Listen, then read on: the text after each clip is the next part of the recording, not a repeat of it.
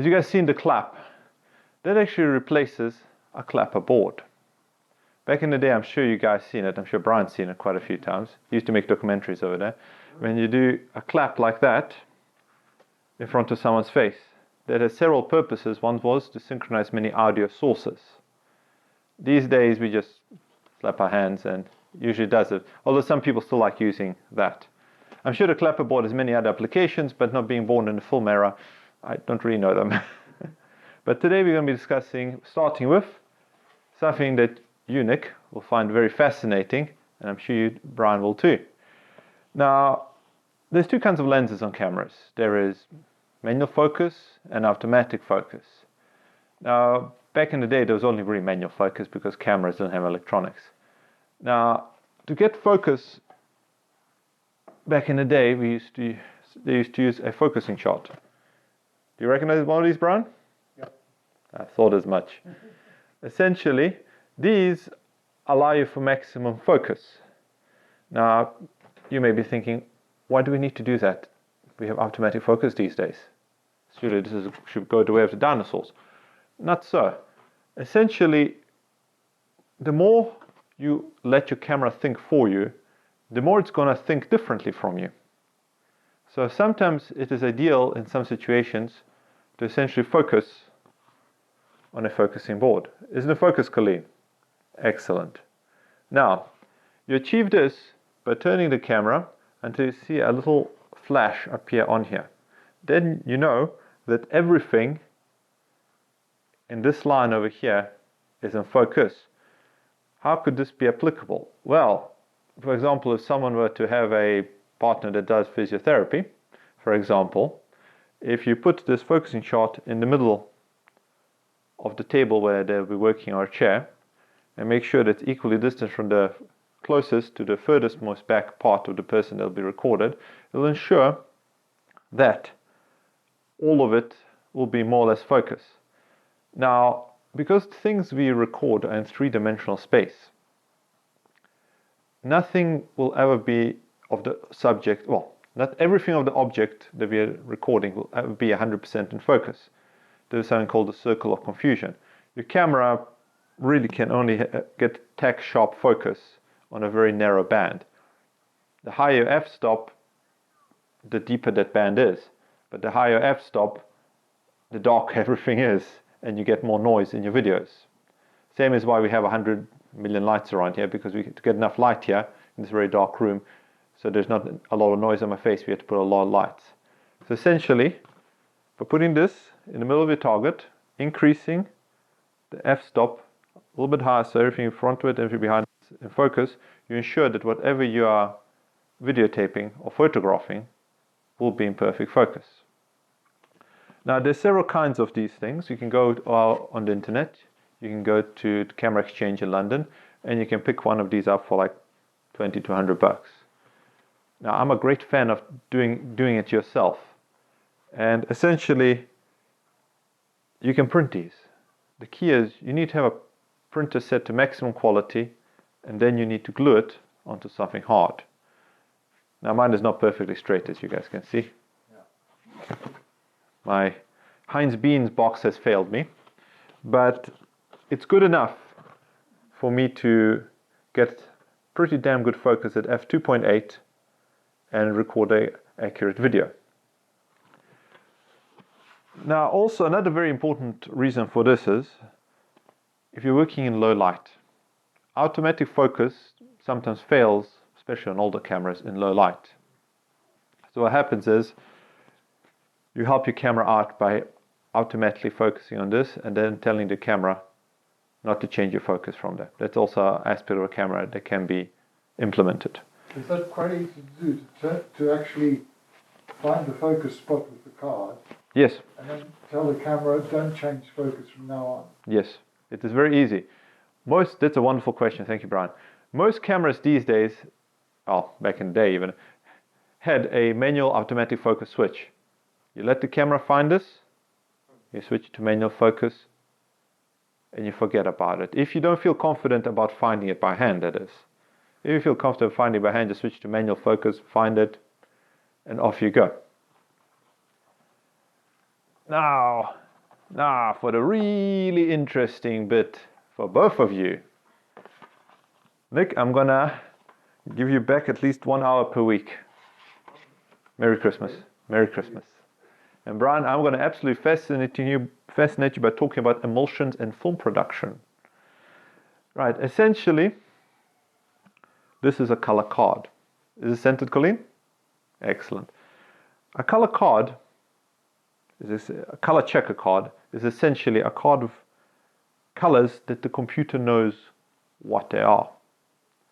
So you go into your software, you take a look at the video, and if you're a clever clogs, you had your person that's doing in the video holding this like this and this like this.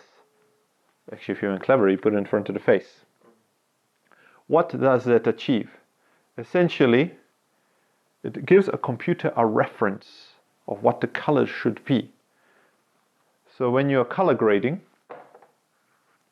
your computer knows where to start. Brian, do you know what color grading is? Okay, good. Now, color grading on a computer is very different to color grading on physical film. Essentially, on a computer, uses mathematical figures to represent color. The biggest problem of cameras that they have is something called mixed light conditions, which I've purposely made myself look a little bit odd today by using a blue light, a neutral light, a yellow light, and another blue light. You can see I got a little bit of an effect on my face. What this helps you do by putting it in front of your target's face is create the most neutral color possible. So the computer is going to look at this and say, this is my interpretation of the scene as it should be for skin colors. If you didn't have that, you would have to rely on some white object in the scene. I'm pretty white, especially under my elbow over here, but this is not pure white. Even my shirt is not pure white. So what happens is, if you're doing a video and you choose to rather use a sample of something white in the scene, you're always going to have videos which are different, right? There is no baseline. So if you're shooting over several days, a feature or whatever, weeks, months, every single one of your shots, unless you are some kind of grading autist, to put it politely, will be different. Can you get perfect color without this? Yes, you can. Do you want to do it? Not really, because it's a lot of work. So just use this and implement it in your editing software, and you're going to fiddle a lot less and get creative a lot more. Now, is that industry standard for the current range of cameras, from DSLRs to camcorders? Yes, this is an industry standard card. It is the Data Color Spider Checker 24. For video, thank you, Colleen. It essentially retails for $49. Now, if someone doesn't want to spend that much, you can get yourself a pixel perfect one from eBay for $5.99. Right, what's the difference? This is calibrated. Spider Checker does wonderful products for screen calibration. The one you get from eBay may not be calibrated and may produce a different result for this than this. But why should you use any color checker? Because despite the cheap one being cheap, it will allow you to do one of several things. Because you're using a color checker, although it's slightly incorrect, it's always going to produce a reliable, regular result. That means, sure, you may have to fiddle a little bit after to get it done, but once you learn what the color checker's shortcomings are, you'll be able to do it in a couple of seconds. Second, it sets you up for very good habits when you make it big. So you can color, so when you have a good piece of a good color checker, like the Color Checker Video XL, you use it and you're fine. And third, you get to learn about stuff without spending a lot of money. Now, you notice I've been flipping this around, and you're wondering, what is this? This is called a gray card. Now we graduated from color to exposure. Exposure is very important. If you're underexposed, a lot of your image goes into the shadows, and you can't retrieve that, no matter how much you digitally boosted, or you process it on film. If it's too dark, that's gone. If it's too light, on computer, it's gone. I'm sure you came across this before. Yeah, you clip both sides.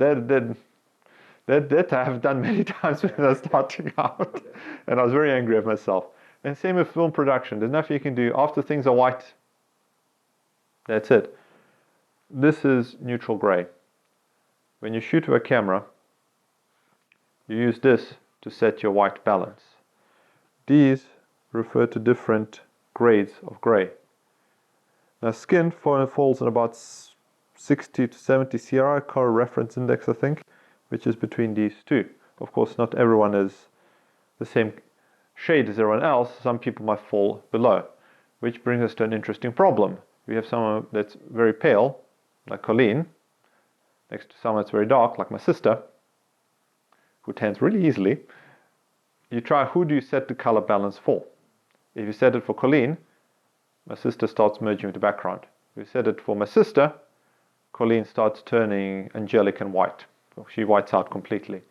So the key is to get it between the two, which this allows you to do because then you can find the exact spot for exposure to use in your software to set it every single time. And you'll learn which one of these works best for you.